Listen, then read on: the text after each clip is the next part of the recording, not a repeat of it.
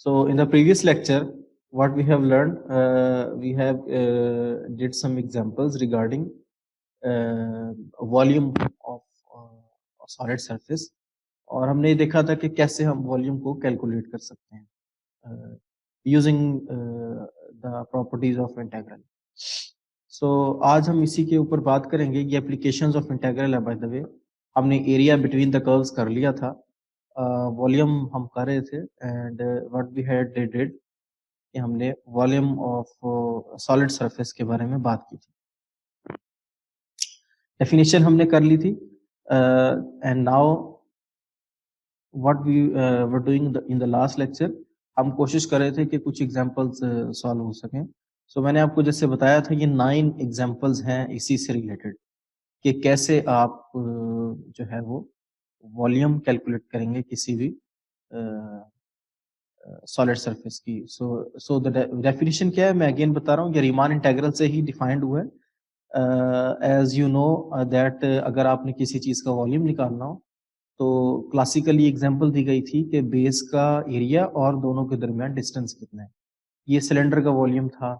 Circular cylinder के लिए आपको बताया गया था कि सर्कल हो जाता है तो इसका एरिया पाई आर स्क्वायर, और दोनों सर्कल्स के दरमियान डिस्टेंस क्या है, अपर और लोअर ये जो सर्कल्स हैं इनके दरमियान h डिस्टेंस है. सिमिलरली अगर रेक्टेंगुलर बॉक्स आ जाए तो बेस का एरिया अगेन क्या है, लेंथ, क्योंकि स्क्वायर है, रेक्टेंगल है तो रेक्टेंगल का एरिया होता है लेंथ मल्टीप्लाई विड्थ, और इन दोनों अपर और लोअर रेक्टेंगल्स के दरमियान डिस्टेंस कितना है, वो h है. सो एक आइडिया आपको मिला था लास्ट लेक्चर में कि अगर किसी सॉलिड रीजन का वॉल्यूम आपने निकालना है तो क्या होगा, बेस का एरिया और उसके बिल्कुल अपोजिट वही बेस बड़ी होगी, उनके दरमियान डिस्टेंस कितना है, यानी कि h हाइट कितनी है. तो ये हमने क्लासिकली सीखा था, और इसको अगर रीमान इंटीग्रल से करें तो ये भी मैंने आपको लास्ट टाइम रिवाइज किया था कि हम एक इमेजिनरी सरफेस से ड्रॉ करते हैं और सपोज करते हैं कि हमारी जो जिसका वॉल्यूम हम निकालना चाह रहे हैं उसके दरमियान और इस इमेजिनरी सरफेस के दरमियान जो जो डिस्टेंस है वो डेल्टा एक्स है.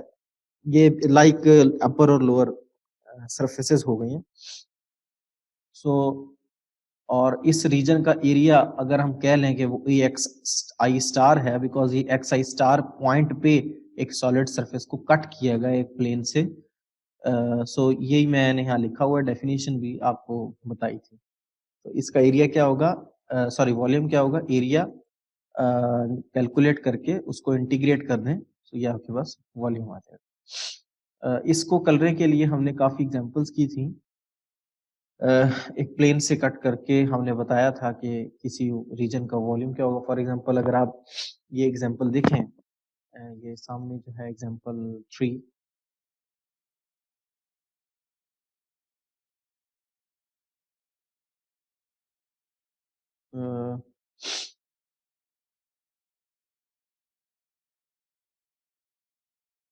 या एग्जांपल 2 कर ले. Find volume of the solid obtained by rotating about the x axis. अब ये देखिए वॉल्यूम ऑफ रोटेशन है, यहाँ पे वॉल्यूम ऑफ रोटेशन नहीं था, यहाँ पे था आपके पास सिंपल एक रीजन था. देखें किसी रीजन का वॉल्यूम कैलकुलेट करना और चीज है, उसके अलावा अगर किसी रीजन को हम रोटेट करें तो जो वॉल्यूम निकलता है वो वॉल्यूम ऑफ रोटेशन या रेवोल्यूशन कहलाता है, वो कुछ और चीज है. सो अब हम क्या करेंगे, हम थोड़ा सा और जनरल एग्जांपल की तरफ जा रहे हैं. Find volume of the solid obtained by rotating about the x axis the region under the curve this. इस रीजन को ना आपने रोटेट किया है. ये एक आपके पास यूं समझ लें एक ब्रांच है आपके पास पैराबोला की, y is equal to square root x, ये एक ब्रांच है. ओके, ये देख रहे हैं आप, ये जो लाइन जा रही है ये एक ब्रांच है. ये वाली ब्रांच नहीं है पैराबोला की, सिर्फ ये वाली ब्रांच है, क्योंकि y आपका स्क्वायर रूट एक्स है और स्क्वायर रूट किसी भी रियल नंबर का, पॉजिटिव रियल नंबर का पॉजिटिव ही होता है, और नेगेटिव रियल नंबर का तो कॉम्प्लेक्स में चला जाता है.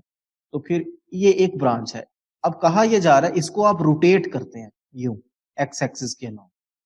जब आप इसे रोटेट करेंगे तो एक रीजन ऑब्टेन्ड होगा. ठीक है.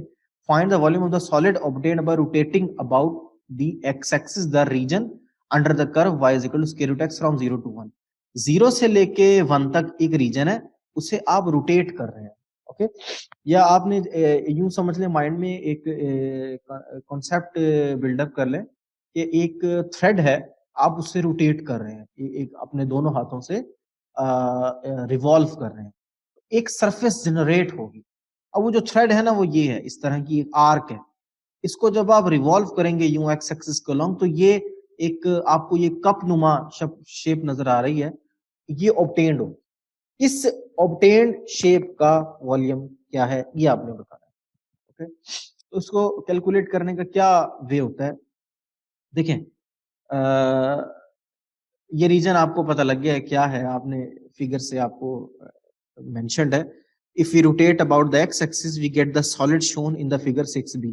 जब हम इसे रोटेट करेंगे तो आपको जो सॉलिड मिलेगा वो इस तरह का मिलेगा, ये आपको नजर आ रहा है यहाँ पे बी फिगर में। ओके, अब करना क्या है, इसका आपने वॉल्यूम निकालना है, तो कैसे निकालेंगे, तरीकाकार वही है कि आपने इसे एक प्लानर फिगर से कट करना है, जो कि कोई प्लानर आपके पास जैसे रेक्टेंगल हो या कुछ भी हो।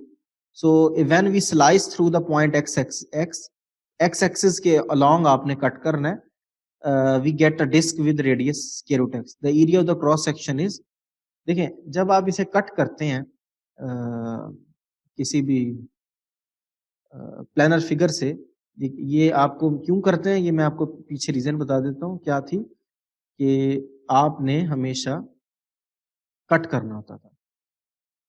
कैसे कट करते थे आप, ये देखें, यहाँ पे रीजन लिखी हुई है इसकी कि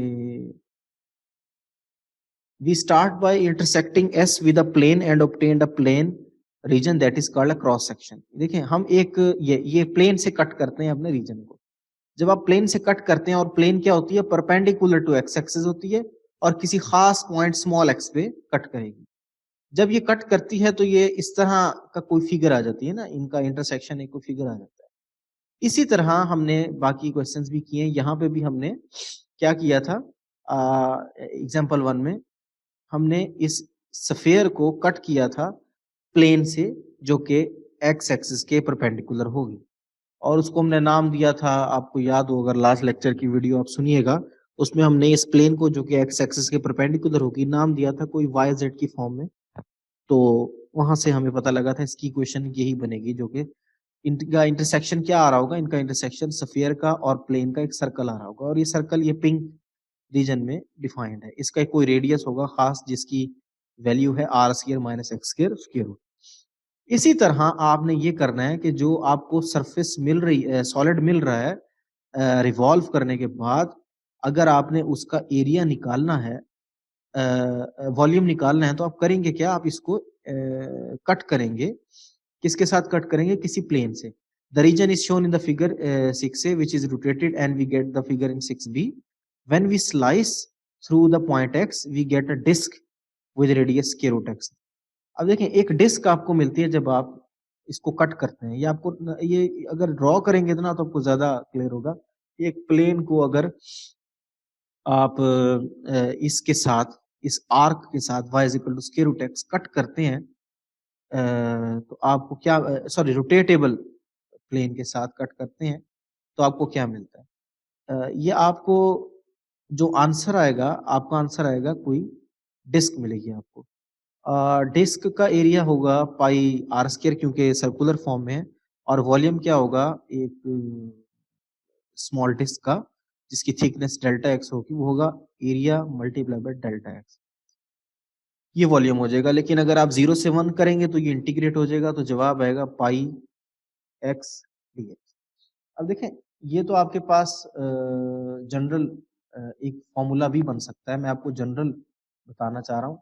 अब देखें जरा, जनरल कैसे बताएंगे आप, लेट, ये जरा ध्यान से सुनिएगा, let y is equal to कोई फंक्शन है जी एक्स का, is rotated about the x axis, इसे एक्स एक्सिस के अलोंग रोटेट किया गया। ओके, फ्रॉम कोई पॉइंट भी होगा एक्स एक्सिस पे, x is equal to 0 to x is equal to 1, x 0 से लेके x 1 तक इसे रोटेट किया गया। सो द वॉल्यूम ऑफ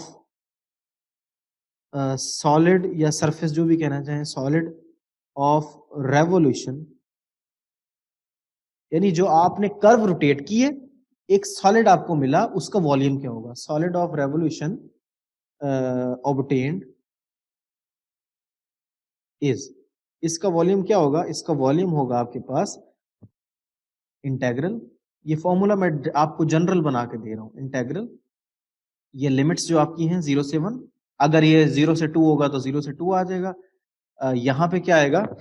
यहाँ पे आपके पास आएगा, क्योंकि रोटेट हो रहा है, so there will be some, rotate हो रहा है तो सर्कुलर फॉर्म में रोटेट हो रहा होगा, पाई आर स्क्वायर नहीं आएगा, बिकॉज रोटेट हो रहा है तो ये एफ स्क्वायर आएगा, ये रेडियस बन जाएगा बेसिकली आपकी सरफेस ऑफ रोटेशन का।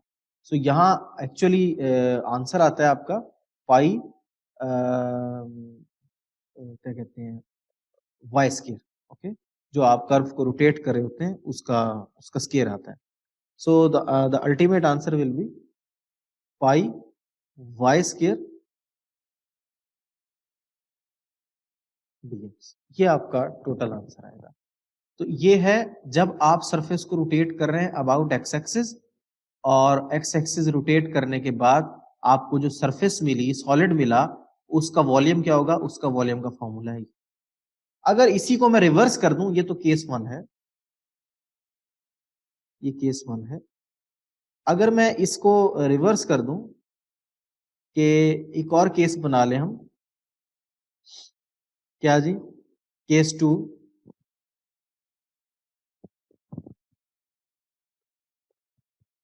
केस 2 बनेगा कि अगर आपके पास y is equal to f of x नहीं है, x is equal to some function of y है, ये भी हो सकता है ना कि आपके पास कोई g फंक्शन है और वो g y का फंक्शन है, ये भी पॉसिबिलिटी हो सकती है, और ये रोटेट किया गया है अबाउट y एक्सिस, ओके, ये केसेस आएंगे डिफरेंट किस्म के, from y is equal to 0 to y is equal to 1,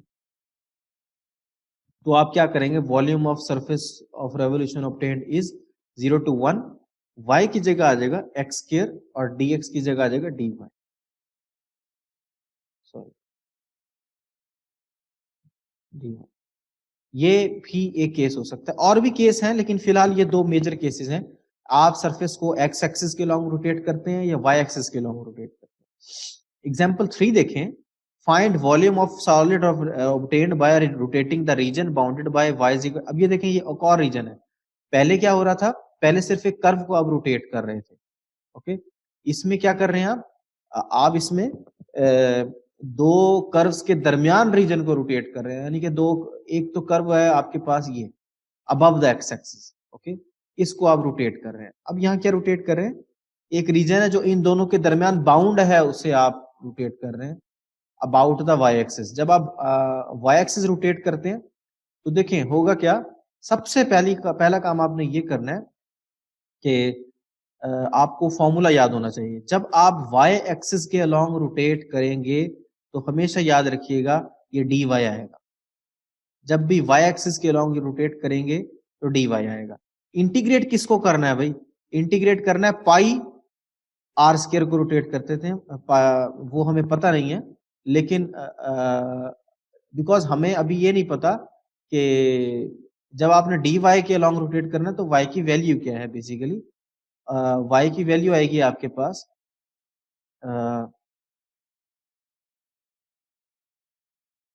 no, ये गलत, एक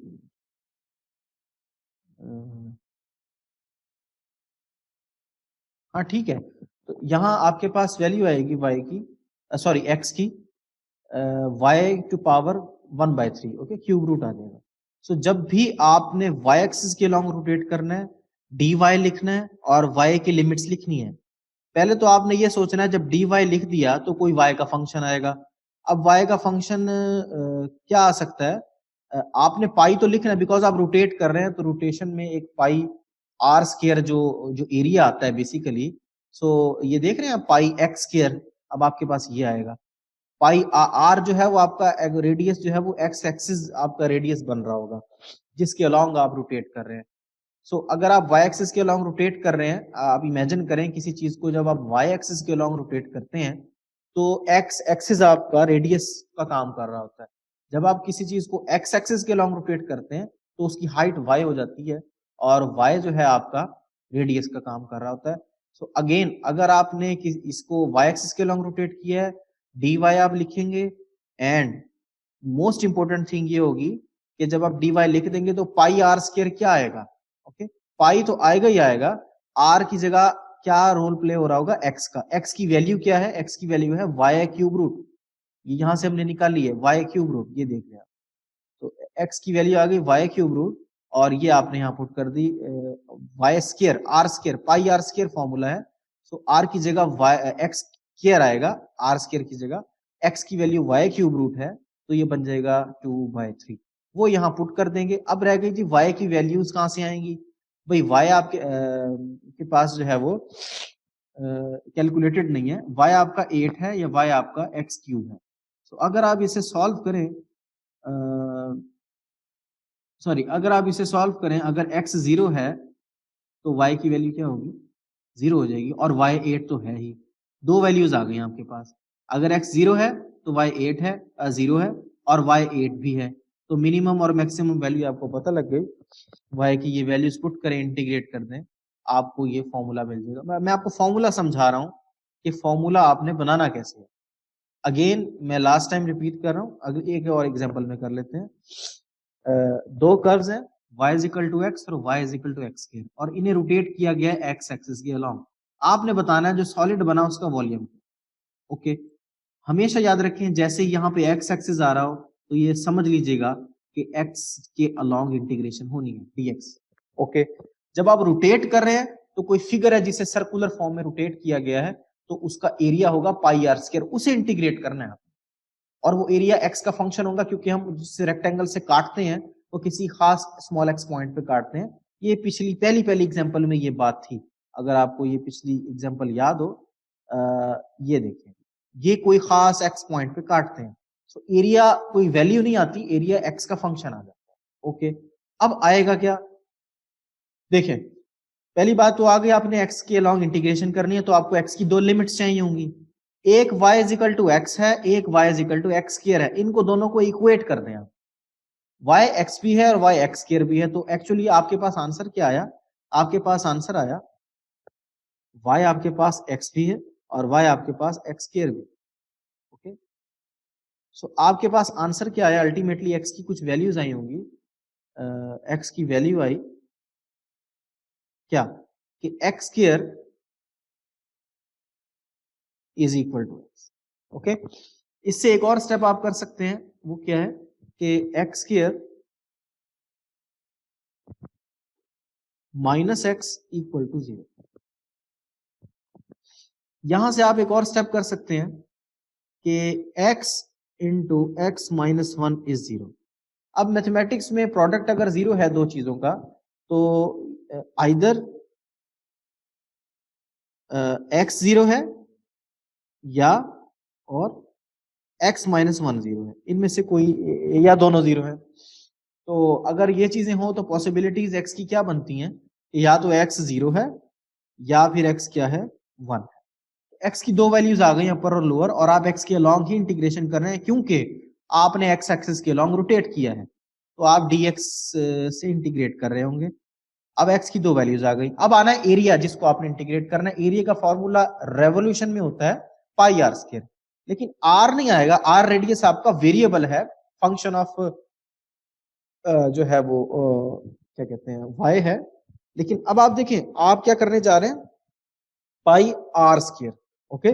लेकिन आप जो रोटेट कर रहे हैं ना रीजन को, वो है दो कर्व्स के दरमियान, y is equal to x और वो भी वेरिएबल है, y is equal to x square ये भी वेरिएबल है। तो आप बेसिकली करेंगे क्या, आपने जो फॉर्मूला लिखना होता है वॉल्यूम का, volume is equal to integral,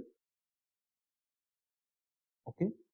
आपको ये पता होना चाहिए किस वेरिएबल के अलॉन्ग इंटीग्रेट कर रहे हैं, dx के अलॉन्ग, क्योंकि आप x एक्सिस के अलॉन्ग रोटेट कर रहे हैं। x एक्सिस जिसके अलॉन्ग रोटेट होगा वो आपको बताएगा कि किसके अलॉन्ग आपने इंटीग्रेशन लेनी है। ये दो चीजें तो कंफर्म हो गई। तीसरी मेन इंपॉर्टेंट चीज ये है कि फंक्शन क्या पुट होगा, फंक्शन यहाँ पे कोई एरिया आता है और वो फंक्शन ऑफ एक्स ही आएगा, बिकॉज एक्स के अगर नहीं आएगा तो हम इंटीग्रेट कैसे करेंगे एक्स का फंक्शन अगर ना हुआ, अगर वाई का हुआ। अब ये ए ऑफ एक्स क्या होगा, जनरली ये क्या होता है, इसका फॉर्मूला रोटेशन में है जी पाई आर स्क्वायर। मैं आपको पिछले सारे लेक्चर में यही समझाने की कोशिश कर रहा हूं, लेकिन ये आर कोई स्केलर नंबर नहीं होगा, बिकॉज आप जो रोटेट कर रहे हैं वो हर पॉइंट पे वेरी कर रहा है। ये फंक्शन ऑफ एक्स है जिस चीज को आप रोटेट कर रहे हैं। सो आपका आंसर बनेगा पाई, आर की जगह आप लेंगे जिस क्वांटिटी को आप रोटेट कर रहे हैं वाई स्क्वायर, वाई की वैल्यू का स्क्वायर। अब प्रॉब्लम ये है आपके पास वाई जो रीजन है वो दो कर्व्स के दरमियान है, वाई स्क्वायर नहीं है। देख रहे हैं आप y is equal to x और y is equal to x square. पिछली एग्जांपल में क्या था, जस्ट एक रीजन था y is equal to x cube और y इज इक्वल टू 8, तो हमें प्रॉब्लम नहीं हुई। Okay, about the y axis था। अब प्रॉब्लम यहाँ पे ये है कि दो रीजन के दरमियान रीजन को रोटेट किया जा रहा है, एक रीजन का नाम y is equal to x है, दूसरे रीजन का नाम y is equal to x square है। इसको आप फॉर्मूले में कैसे बिल्डअप करेंगे, द अल्टीमेट एरिया क्या आएगा आपके पास, पाई, दो रीजन्स के दरमियान है तो उसको कैसे लिखते हैं, upper region minus lower region. आप लिखेंगे दोनों के लिए pi a y is equal to x यानी कि y square, y1 square minus y2 square, y1 x है y2 x स्क्वायर है। तो आपको या ये लिख दें या इस तरह लिख दें, y x स्क्वायर माइनस, और दूसरा रीजन क्या था, एक तो y is equal to x है, दूसरा x स्क्वायर, x स्क्वायर का स्क्वायर लूंगा मैं, x की पावर 4 है। जनरल फॉर्मूला यही है, ये जो मैंने लिखा हुआ, ओके, y ऑफ x का स्क्वायर लेते हैं, लेकिन आपका y ऑफ x नहीं है, आपका दो कर्व्स के दरमियान है, अपर y1 है नीचे y2 है, तो y1 का स्क्वायर माइनस y2 का स्क्वायर और पाई दोनों के साथ आएगा, इनका डिफरेंस आपका रिक्वायर्ड एरिया है।